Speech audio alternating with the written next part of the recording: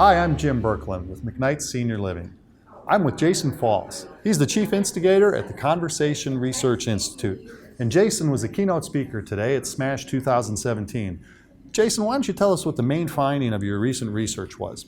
So we looked at the online conversation. What are people saying online about the senior living space, particularly with regard to that sort of adult child of the patient who's shopping for the care? And sort of probably the biggest thing that we uncovered, or at least reinforced, was that the customer doesn't talk about the senior care products or space the way the industry does. And this sort of kind of came to life in the fact that 66% of the online conversation is conversations where people mention nursing homes. Now that doesn't reflect to the percentage of nursing homes versus other types of communities of care. But what that told us, and we actually dove into those nursing home conversations and were able to say, okay, these people aren't even talking about nursing homes. They're talking about independent living. They're talking about assisted living.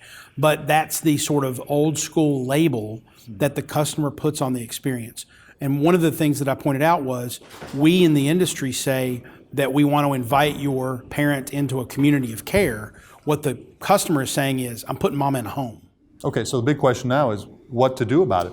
Well, we've got to educate. We've got to continue to educate and message around the fact that there is a difference between a nursing home and an assisted living facility and a rehabilitation center and a long-term care facility and independent living. And we've got to do a better job of making sure that the people who come to the table who are searching for a nursing home understand that there are far better, far different options, and that a nursing home, in fact, may not be the right type of facility, type of community of care for your particular loved one, depending upon their needs, whether they be medical or social or otherwise. And so it's really a content marketing challenge, it's an advertising messaging challenge, and it's making sure that we do a better job of speaking to people who aren't yet customers so that when they become such that they have to start understanding the industry better, they know what to look for. Now, drilling down a little bit further, your research found that the concerns of the people out there were much different even among themselves, right? That's true. One of the classifications of conversations that we had were customer inquiries. So people raising their hand and saying, I am shopping for a facility or a community of care and I have a question. When we categorized customer inquiries, what we found is that more than 80% of them were all around questions around the law, legal questions, or finances. And the biggest of all those was a primary legal concern of, if my mom or my dad's money runs out, can the facility come after me? Can they come after my home? Can they put a lien on my house, et cetera? That's a huge bit of conversation out there that the industry probably isn't addressing well enough. Mm-hmm. Do you have any suggestions on how they might nose into that and take care of that? Well, sure. I mean, in the digital marketing space, you have to remember that consumers go to search engines first. If they're typing for an answer to that question and you have an answer to that question on your website, that's your first opportunity to have a touch point with that potential consumer. And so content marketing, blogging, putting content on your website that answers those questions, making sure that you're continually feeding that engine and putting more content that addresses the issue either deeper or wider or again and again and again, so that when people are searching for those questions, you come up first in relation to your competitors.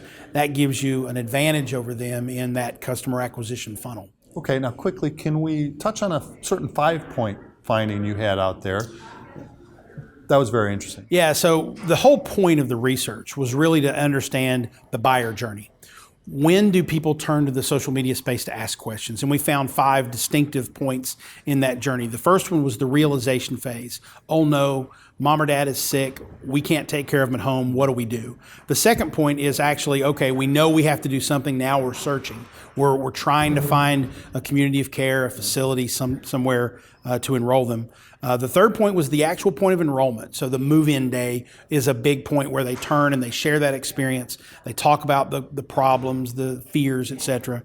The fourth point is actually dealing with the community or the facility afterwards. What's the staff like? What are the activities facilities, like, is the experience adding up to what they were sold? And then the fifth point is any point of change. So if their health gets better, if it gets worse, if they decide they don't want that type of facility, they want to move to a different one, there's a change point that comes in there. And understanding that as a brand in the industry helps you understand what content or how to approach conversations online for those 5 different points. Because obviously you're going to talk to someone who's already enrolled a lot differently than you're going to talk to someone who is just realizing they need to find a facility of care.